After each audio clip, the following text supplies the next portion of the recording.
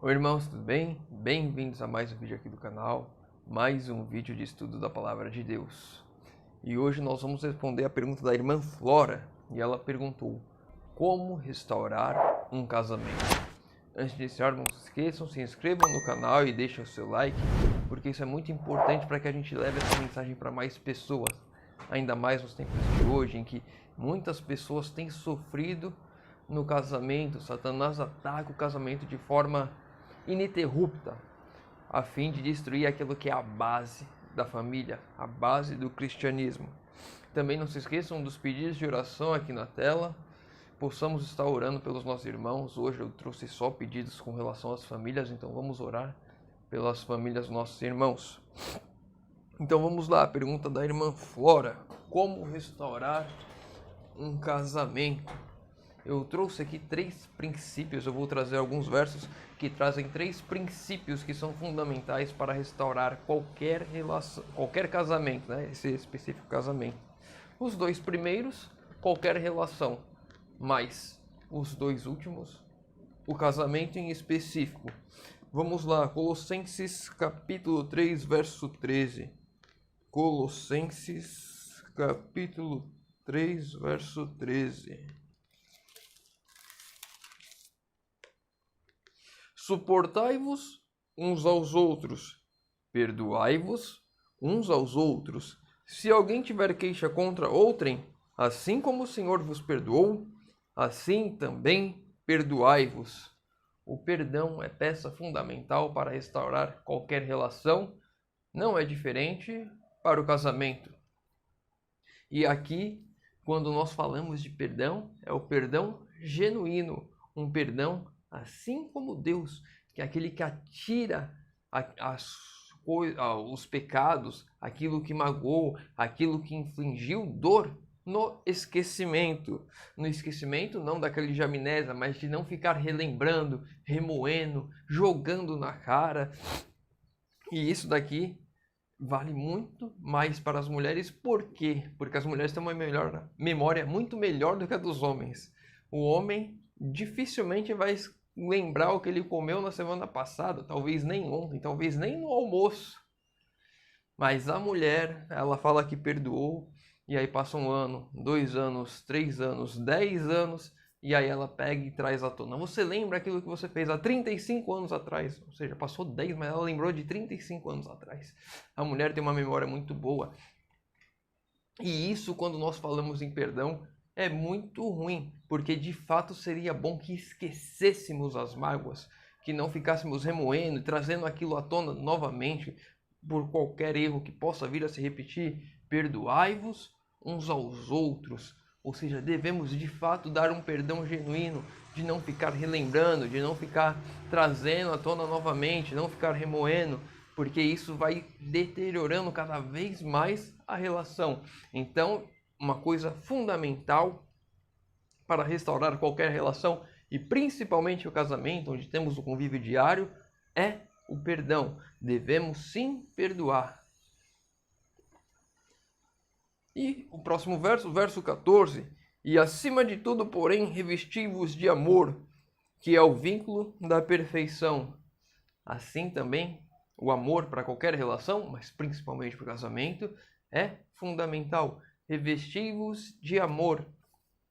E aqui um ponto importante: como Jesus ensina a amar, fazei aos outros aquilo que querem que faça a vocês. Ou seja, aquilo que eu quero que faça para mim, eu vou fazer para o meu próximo. Então, aquilo que eu gosto, eu vou fazer para o meu próximo. Se eu gosto de presente, eu vou dar presente. Se eu gosto de uma comida, eu vou dar comida. Assim por diante. Aquilo que eu gosto, eu vou dar para o outro. Com amor, dar o meu melhor. Então, quando nós falamos aí em restaurar qualquer relação, e principalmente o casamento, revesti-vos de amor. Quando os dois estão dispostos a perdoar, quando os dois estão dispostos a se revestir de amor, dificilmente uma relação vai ser abalada. E esse é o ponto, vamos dizer assim, é os 2 pilares para restaurar o casamento. O perdão, para que a gente de fato perdoe, esqueça, não fique guardando mágoas, e o amor, ou seja, estar disposto a fazer pelo outro aquilo que nós queremos que seja feito a nós. E por último, e tão importante quanto, seria o tripé para restaurar qualquer casamento. Eu não vou ler nessa versão da Bíblia, eu procurei minha Bíblia, a linguagem de hoje, e não encontrei. Mas eu vou ler na linguagem de hoje porque fica muito mais claro e direto, exatamente, direto ao ponto que devemos ir. Nas outras traduções fica assim, temos que nos... Vamos ler nessa versão. E aí depois eu leio na linguagem de hoje, para não deixar dúvidas do quanto aquilo. Vamos lá. Cantares, um livro que nós lemos muito pouco. Eu acho que eu vi uma vez só um irmão lendo Cantares na igreja. Livro de Cantares ou Cânticos. Cânticos dos Cânticos, tem alguns nomes. Cântico dos Cânticos. Cantares, capítulo 1, nós vamos ler o verso 2 e o verso 3. Beije-me ele com os beijos da sua boca, pois melhor é o seu amor do que o vinho. Leva-me tu, corremos após ti. O rei me levou para os seus aposentos. Em ti nos regozijaremos e nos alegraremos. Do teu amor nos lembraremos, mais do que o vinho. Com razão te amam. Eu vou ler agora na versão linguagem de hoje. Que os teus lábios me cubram de beijos. O seu amor é melhor que o vinho. Leve-me com você, vamos depressa. Seja o meu rei e leve-me para o seu quarto. Fundamental para qualquer casamento que quer ser restaurado. Relação sexual. Aqui nós vemos aqui claro, né? Que os seus lábios me cubram de beijos, ou seja, beijos, afeto, carinho e o sexo entre o casal. Sem esses 3 itens é impossível que um casamento seja restaurado. Se tirar qualquer um dos 3, não tem como restaurar um casamento. Perdão, amor e sexo. Sem isso, o casamento que está com problemas, ele não vai ser restaurado e não vai para frente. E sem isso, um casamento que está bom vai ruir. Os 3. Não tem como a gente tentar mascarar um ou outro. Mas o meu cônjuge não quer ter relação sexual. E aí nós temos um problema e que o casal deve sentar e conversar. Porque é impossível que um casal uma pessoa de um casal não queira ter. Um dia, uma vez, enfim. Agora sempre, se é sempre esse problema, então nós temos de fato um problema. E de fato nós teremos um problema no casamento. Se não está com um problema hoje, vai ficar com um problema amanhã. Porque sem um desses 3 pontos, não tem como restaurar o casamento. E de fato, esses 3 pontos, perdão, amor e sexo, depende do casal, dos 2. Um só não vai conseguir restaurar nada.